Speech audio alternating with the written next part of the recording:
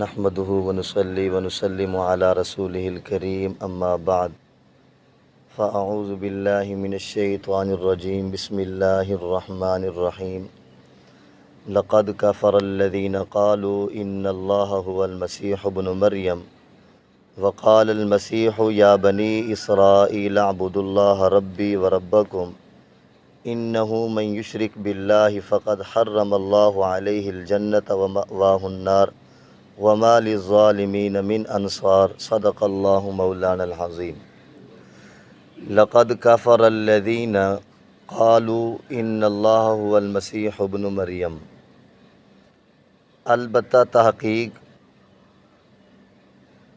کفر کیا ان لوگوں نے جنہوں نے کہا ان اللہ هو المسیح ابن مریم، کہ بے شک عیسیٰ بن مریم یعنی حضرت عیسیٰ علیہ السلام یہ اللہ ہے۔ وقال المسیح، اور حضرت عیسیٰ علیہ السلام نے خود فرمایا یا بنی اسرائیل، اے بنی اسرائیل، اعبدوا اللہ ربی و ربکم، تمہارا رب بھی اللہ ہے اور میرا رب بھی اللہ ہے۔ انہ من یشرک باللہ، بے شک جو شخص اللہ تعالیٰ کی ذات کے ساتھ شریک ٹھہراتا ہے، فقد حرم اللہ علیہ الجنت، پس تحقیق اللہ تعالیٰ اس پر حرام کر دیتے ہیں جنت، ومأواہ النار، اس کا ٹھکانہ جہنم ہو جاتا ہے، وما للظالمین من انصار، اور جو ظالم ہوتے ہیں ان کا کوئی مددگار نہیں ہوتا۔ اس آیت مبارکہ میں اللہ رب العزت نے بنی اسرائیل کے متعلق ایک بات یہ بتائی کہ بنی اسرائیل حضرت عیسیٰ علیہ السلام کو اللہ تعالیٰ کا بیٹا مانتے ہیں،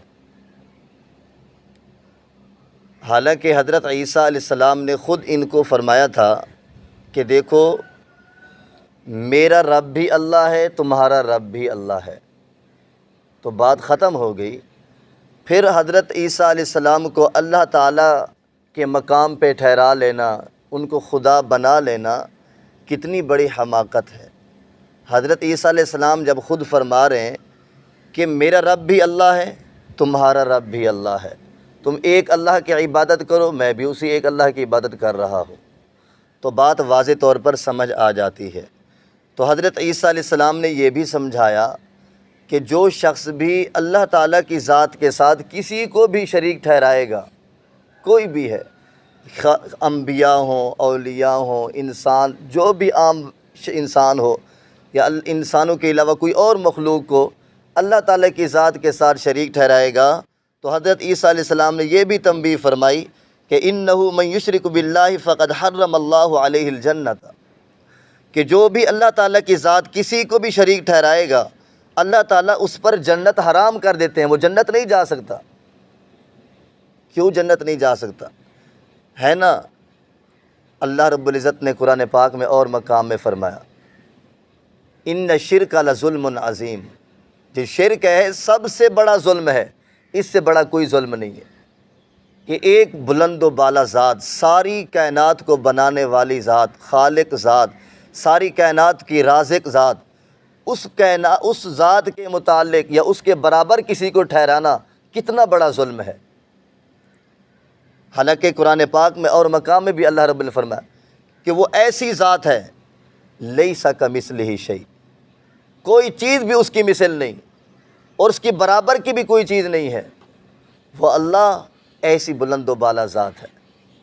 اب دیکھو انہ من یشرک باللہ فقد حرم اللہ علیہ الجنت، حضرت عیسیٰ علیہ السلام نے یہ بھی ان کو سمجھا دیا کہ جو بھی اللہ تعالیٰ کی ذات کے ساتھ کسی کو شریک ٹھہرائے گا تو جنت اللہ تعالیٰ اس کے اوپر حرام کر دیں گے۔ اس کا مطلب یہ ہے کہ وہ جنت جا ہی نہیں سکتا جس نے شرک کیا ہے، اللہ تعالیٰ کی ذات کے ساتھ کسی کو بھی شریک ٹھہرا لیا۔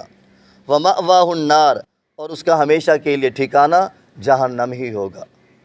اور آگے فرمائے کہ شاید کسی کے ذہن میں ہو، جیسے کہ عیسائی کہتے ہیں نا کہ ہم تو اللہ تعالیٰ کے بہت قریب بندے ہو گئے ہیں، ہم عبادات کریں یا نہ کریں بس ہم سیدھے جنت میں چلے جائیں گے اور فلاں ہماری بخشش کرا دیں گے۔ اللہ تعالیٰ اس میں یہ بھی فرما رہے ہیں وَمَا لِلظَّالِمِينَ مِنْ أَنصَارٍ، جو ظالم ہوتا ہے اس کا پھر کوئی مددگار نہیں ہوتا۔ جو ظالم ہوگا اس کا کوئی مددگار نہیں ہوگا۔ تو اس وجہ سے دیکھو کتنی وضاحت سے اللہ رب العزت نے سمجھا دیا ہے۔ سورۃ آل عمران کے اندر بات چلی تھی، وہ عیسائیوں کا وفد آیا تھا نا حضور رحمت عالم صلی اللہ علیہ وسلم کے پاس، آپ کے ذہن میں ہو گئی یہ بات کہ 50 سے 60 آدمی پر مشتمل آئے تھے نا ایک وفد، اور آپ علیہ السلام سے انہوں نے سوالات کیے تھے، اور سوالات اس متعلق تھے حضرت عیسیٰ علیہ السلام کے متعلق۔ انہوں نے بتایا کہ ہم حضرت عیسیٰ علیہ السلام کی اس وجہ سے خدا مانتے ہیں کہ ان کا کوئی والد نہیں ہے۔ جب ان کا والد نہیں ہے تو پھر کوئی نہ کوئی تو والد ہوگا نا ان کا، تو پھر ہم نے حضرت عیسیٰ علیہ السلام کا والد معاذ اللہ تعالیٰ کو بنا لیا ہے کہ مسیح کہ حضرت عیسیٰ علیہ السلام یہ کیا ہیں، اللہ تعالیٰ کے بیٹے ہیں۔ تو جب وہ ان کے بیٹے ہوئے تو پھر وہ خود خدا ہو گئے۔ تو حضرت حضور رحمت عالم صلی اللہ علیہ وسلم نے بہت سارے جوابات دیے، ان میں سے ایک جواب یہ دیا کہ تم حضرت عیسیٰ علیہ السلام کو اللہ تعالیٰ کا بیٹا بھی کہہ رہے ہو، اور یہاں یہ سمجھو کہ جو باپ اور بیٹا ہمیشہ باپ کے مشابہ ہوتا ہے نا، شکل و صورت میں بھی مشابہ ہوتا ہے، اعمال کے اعتبار سے مشابہ ہوتا ہے۔ جو کام والد کرتا ہے تو اولاد بھی اسی طرح اسی صفات کے مالک ہوتی ہے نا۔ تو حضور رحمت عالم صلی اللہ علیہ وسلم نے فرمایا اچھا مجھے یہ بتاؤ کہ اللہ رب العزت کھاتے بھی ہیں؟ انہوں نے کہا نہیں کھاتے۔ انہوں نے کہا اچھا وہ پیتے بھی ہیں؟ کہا نہیں پیتے۔ اچھا بتاؤ وہ سوتے بھی ہیں؟ کہا نہیں سوتے۔ تو انہوں نے کہا پھر حضرت عیسیٰ علیہ السلام بتاؤ، حضرت عیسیٰ علیہ السلام کھاتے بھی ہیں؟ انہوں نے کہا ہاں جی کھاتے ہیں۔ کہ حضرت عیسیٰ علیہ السلام پیتے بھی ہیں؟ کہ ہاں جی پیتے ہیں۔ کیا حضرت عیسیٰ علیہ السلام سوتے بھی ہیں؟ کہ ہاں جی سوتے ہیں۔ کیا اللہ تعالیٰ کو کسی چیز کی حاجت ہوتی ہے؟ کہ نہیں ہوتی۔ حضرت عیسیٰ علیہ السلام کو کہیں ہوتی ہے۔ انہوں نے کہا بتاؤ تم کہتے ہو کہ یہ اللہ تعالیٰ کے بیٹے ہیں، تو جب کسی چیز میں بھی برابری نہیں ہے تو پھر تم کیسے کہہ رہے ہو کہ حضرت عیسیٰ علیہ السلام اللہ تعالیٰ کے بیٹے ہیں؟ برابری تو ہونی چاہیے تھی نہیں کہ آج دیکھو کوئی بھی کسی چیز کی جنس دیکھ لو، جو اولاد ہوگی وہ اپنے والدین کے برابر ہوگی، ہر چیز کے اعتبار سے، صفات کے اعتبار سے ہم وہ ہر چیز کے اعتبار سے برابر ہوتی ہے۔ تو اس کے اندر حضور اسلام نے ان کو جواب دیا کہ تو پھر تم نے پھر حضرت عیسیٰ علیہ السلام کو اللہ تعالیٰ کا بیٹا کیسے بنا لیا جب کسی چیز میں بھی ان کی مماثلت نہیں ہو سکتی؟ پھر انہوں نے کہا کہ جی ہم اس وجہ سے کہہ رہے ہیں کہ ان کا کوئی والد نہیں ہے، تو بغیر باپ کے پیدا ہوئے تو ہم نے کہا کہ یہ خدا ہو گئے۔ انہیں کہ پھر اگر تم اس بات کو خدا سمجھتے ہو کہ وہ بغیر والد کے پیدا ہوئے تو پھر حضرت آدم علیہ السلام تو نہ ان کا والد ہے نہ والدہ ہے۔ اگر تم خدا مانتے تو ان کو مانو نا، حضرت آدم علیہ السلام کو مانو نا خدا، وہ تو بغیر ماں باپ کے پیدا ہوئے۔ حضرت اماں حوا وہ حضرت آدم علیہ السلام کی بائیں پسلی سے پیدا ہوئی۔ اب بتاؤ اگر تم خدا کہنا چاہتے تو پھر ان کو کہو۔ یہ اللہ رب العزت نے اپنی قدرت کا کرشمہ دکھایا کہ حضرت آدم علیہ السلام کو بغیر والدین کے پیدا کر کے دکھا دیا۔ اللہ تعالیٰ نے اپنی قدرت دکھائی۔ یہ جو نظام چل رہا ہے یہ تو اللہ تعالیٰ نے ایک نظام چلا کے دکھایا ہے، لیکن اللہ رب العزت کو اس بات کی بھی قدرت تھی کہ اللہ تعالیٰ فرماتے کن ہو جا فیکون، پر ساری مخلوق ہو جاتی۔ اللہ تعالیٰ ان چیزوں کی اللہ تعالیٰ کو ضرورت بھی نہیں ہے، یہ تو اللہ رب العزت نے ایک اس طرح کی ایک ترتیب بنائی ہے، رب تعالیٰ کی حکمت ہے۔ تو حضرت حضور رحمت عالم صلی اللہ علیہ وسلم نے پھر ان کو جواب دیا، اور اس انداز میں جواب دیا کہ وہ ان کے پاس جواب نہ بن سکا۔ انہوں نے کہا باتیں تو آپ کی ساری ٹھیک ہیں، ہمیں تھوڑا سا سوچنے دیں۔ ایک بات کا بھی وہ جواب نہ دے سکے، کیونکہ بات جو غلط ہے سامنے نظر آ رہی ہے۔ تو پیچھے بھی پچھلی آیت میں بات چلی ہے کہ اللہ رب نے فرمایا وَحَاسِبُوا أَلَّا تَكُونَ فِتْنَةٌ، وہ ان کا گمان یہ ہے کہ یہ جو ہم انبیاء علیہ السلام کا انکار کر رہے ہیں، تورات انجیل کا انکار کر رہے ہیں، حضور رحمت عالم صلی اللہ علیہ وسلم کا انکار کر رہے ہیں، قرآن کا انکار کر رہے ہیں، وہ سمجھے کہ اس کا کوئی نقصان ہمیں نہیں ہوگا۔ وَحَاسِبُوا أَلَّا تَكُونَ فِتْنَةٌ، وہ کہتے ہیں ان کا گمان یہ ہے کہ اس کا کوئی نقصان نہیں ہوگا۔ وَسَمُّوا فَعَمُوا وَسَمُّوا، وہ کیا ہو گئے؟ اندھے ہو گئے اور بہرے ہو گئے، حالانکہ باتیں سن رہے ہیں، دلائل سارے سامنے آ گئے، اس کے باوجود اندھے ہو گئے، دیکھ بھی نہیں رہے، اور وَسَمُّوا اور بہرے ہو گئے، گویا کہ وہ باتیں سن بھی نہیں رہے، جان بوجھ کے ایسے ہو گئے۔ تو باتیں ساری اللہ رب نے سمجھا دی ہیں۔ اگر کوئی شخص جان بوجھ کے بات نہیں مانتا تو اسی کا اپنا نقصان ہے۔ اللہ رب العزت نے بڑی وضاحت سے سمجھا دیا ہے کہ اللہ رب العزت ایک ذات ہے، اس کا کوئی شریک نہیں، دنیا میں کوئی اللہ رب العزت کے برابر نہیں۔ یہ محبت نہیں ہے کہ محبت میں آ کر انسان کو اللہ تعالیٰ کے برابر کر دینا، یہ بات ہم ذہن میں رکھیں۔ کوئی انبیاء بھی رب تعالیٰ کے برابر نہیں، کوئی نبی اللہ تعالیٰ کی ذات کے برابر نہیں، کوئی نبی بھی، کوئی مخلوق اللہ رب العزت کی ذات کے برابر نہیں۔ وہ یکتا ہے، اس کا کوئی شریک نہیں۔ ساری کائنات میں اللہ رب العزت بادشاہ ہے، اللہ رب العزت خالق ہے، اللہ رب العزت مالک ہے، اللہ رب العزت رازق ہے، وہ اللہ رب العزت اولاد سے پاک ہے۔ لم یلد ولم یولد، اللہ الصمد، کوئی بھی اس کے برابری کرنے والا نہیں ہے، وہ اللہ ساری کائنات سے بے نیاز ہے۔ اس لیے ہمیں یہ باتیں سمجھ لینی چاہیے۔ ہم ذرا برابر بھی اللہ تعالیٰ کی ذات کے ساتھ کسی مخلوق کو شریک ٹھہرائیں گے، پھر یہ سمجھ لو پھر ہم کیا ہو جائیں گے۔ جب اللہ تعالیٰ کی ذات کے ساتھ کوئی بھی شریک ٹھہرائے گا تو فرمایا فقد حرم اللہ علیہ الجنت، اللہ تعالیٰ اس کے اوپر جنت حرام کر دیں گے، اور ومأواہ النار، اس کا ٹھکانہ جہنم ہوگا۔ ہمیں ان باتوں کو سمجھ لینا چاہیے کہ جب جو صفات اللہ تعالیٰ کی ذات کی ہیں، اور کوئی انسان اس کے اندر برابر اللہ تعالیٰ کی ذات کا نہیں ہے۔ یا ایک دو اور مثالیں بھی دے دوں۔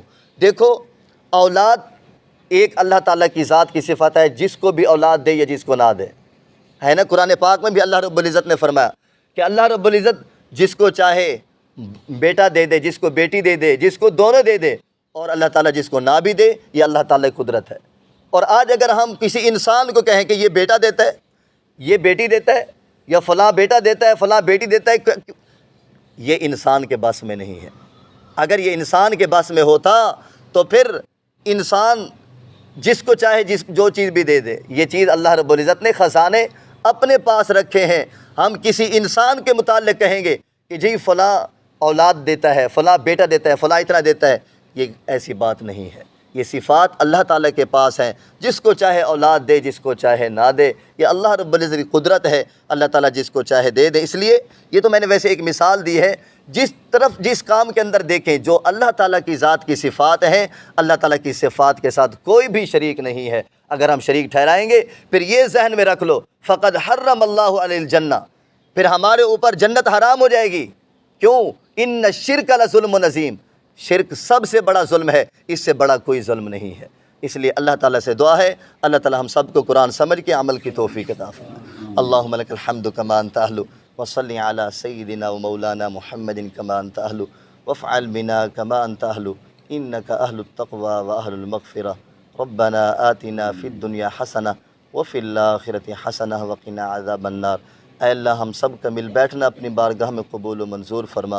اے اللہ ہماری عبادات اپنی بارگاہ میں قبول و منظور فرما۔ اے اللہ ہمیں قرآن پاک کی سمجھ عطا فرما دیجئے۔ اے اللہ قرآن پاک سمجھ کے اے اللہ ہمیں اس پہ عمل کی توفیق عطا فرما دیجئے۔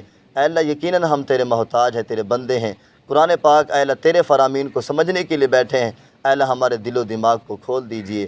اے اللہ قرآن پاک کی تلاوت نصیب فرما دیجئے، 5 وقت نمازی بنا دیجئے۔ اے اللہ ہمیں بھی، ہماری اولادوں کو بھی، بیوی بچوں، اے اللہ اس پورے علاقے والوں کو اے اللہ 5 وقت کا نمازی بنا دیجئے۔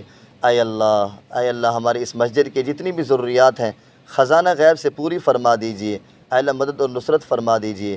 اے اللہ جتنے بھی اے اللہ خدمت کر رہے ہیں اس کی اے اللہ تعمیراتی کام کے اندر، اے اللہ جتنے بھی انتظام کے اندر، ان تمام کو دنیا آخرت میں عزتیں عطا فرما دیجئے۔ اے اللہ ہمارے اس ادارے کو دن دگنی رات چگنی ترقی نصیب فرما دیجئے۔ اے اللہ ہمارے ان جتنے بھی بچے پڑھ رہے ہیں اے اللہ تمام کو کامیاب و کامران فرما دیجئے۔ اے اللہ ہماری دعا کو اپنے حبیب حضور رحمت عالم صلی اللہ علیہ وسلم کے وسیلہ قبول فرما لیجئے۔ وانت المستعان وعلیک البلاغ ولا حول ولا قوة الا باللہ، وصلی اللہ تعالی علی حبیب خیر خلقہ محمد وعلی آلہ واصحابہ وازواجہ وذریاتہ واہل بیتہ اجمعین، آمین برحمتہ۔